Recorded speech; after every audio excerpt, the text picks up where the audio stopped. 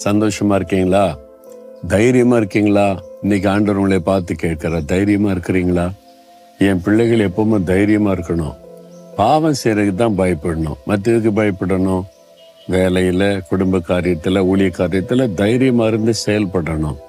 ஆண்டவர் என்ன சொல்றார் தெரியுமா? எபிரேயர் 10:35 மிகுந்த பலனுக்கு ஏதுவான உங்கள் தைரியத்தை விட்டு விடாதிருங்கள் என்று சொல்றார்.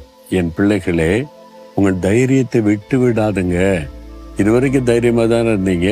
அப்ப இன்னைக்கு ஏதோ ஒரு காரியத்தை விட்டு பயப்படுறீங்க. வேலையில பிரச்சனையா? மேலதிகாரி பயமுறுத்துறாங்களா? பிசினஸ்ல யாரோ பயமுறுத்துறாங்களா?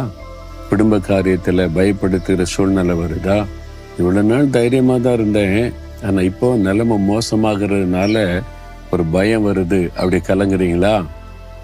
உங்க தைரியத்தை விட்டு விடாதிருங்கள் அப்படின்னு இயேசு உங்களை பார்த்து சொல்றார்.